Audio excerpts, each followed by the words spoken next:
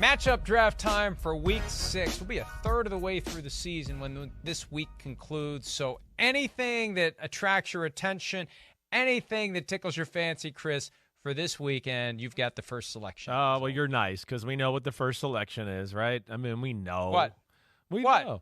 Giddy up, Josh Allen versus my homie. Yeah. Freaking Mahomes versus Allen? I mean, come on. I don't give a damn that they're not really against each other. They're against each other. These teams are built through the quarterback. And it's all about how they play and the pressure they put on, the opposing team, let alone we know there's a real rivalry here. Whether it's, Manning, Brady, or Magic and Bird, whatever, it has that feel to it. And we've seen specialness from both of these guys, and both of these guys are on their A game right now. So that's where, to me, that's the marquee matchup of the weekend to see these two go at it.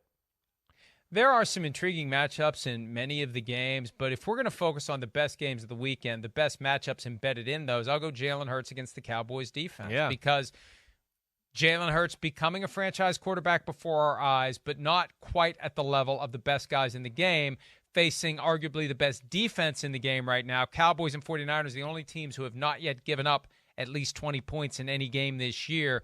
Will Jalen Hurts be able to move the ball effectively, make good decisions, make good read, make good throws with that defense that the Cowboys have amassed? So that, to me, is the obvious game within the game on Sunday Night Football. Yeah, agreed. I'm with you there. That's something to watch for sure. And I even wrote down Eagles O-line versus that Cowboys D-line. I mean, it's the clash of the Titans. You're right about that. And the Dallas defense has been phenomenal. I mean, to what you just said there, I mean, that stat, the 49ers, 12 points per game. The Bills, 12 points per game. The Cowboys, 14 points a game, right? I mean, that's amazing. In the era right now that we're playing in, where everything is skewed for the offense to score points and make plays, it says something about the talent and the coaching those teams got. All right, my next one, I'm going to go to the Patriots and Browns, and I'm going to go the Pats O-line versus the Browns D-line. I mean, the Browns D-line is not good. Other than Myles Garrett, they are not good. They are not good in the interior part of their offensive line. Their linebackers are small. And now they're playing what I think is really the hottest running game in the sport right now.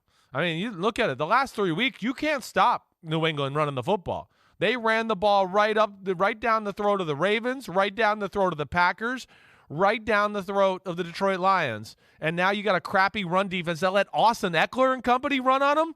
I mean, that's when you know you're bad, when the Chargers are running on you. So I'm looking forward to that one. I'm going to go down to the Bayou here because Joe Burrow is back in New Orleans, back in the Superdome, back in the show. They're giving away a shirt that spells Burrow. Remember when they spelled it the Louisiana way with the E-A-B, whatever it was. It ends with an X. E-A-U-X. Vowels and an X. Right. But it ends with an X. And how about Andy Dalton? If he plays in this game, if he starts this game, it'll be the third straight year with 3 different teams that he starts against the Bengals. He's like the team for which he spent a decade. Right. Cowboys in 2020, Bears last year, Saints this year if that happens. So whether it's Burrow, I guess the headline is Andy Dalton against the Bengals yet again, but Burrow back in New Orleans, I think, is also Burrow very versus intriguing. Burrow in Louisiana is a better one. I like that one better. But yeah, Andy Dalton's becoming the kiss of death here as the backup quarterback. He signs with your team. You're like, oh crap! It's like the Madden curse. Am I going to get hurt? Because it seems like Fitzpatrick that used to be. Right. Every team that Ryan Fitzpatrick signed with, the starter ended up getting hurt. It's amazing. All right, let's take a break. We'll do round 3 when PFT Live concludes right after this.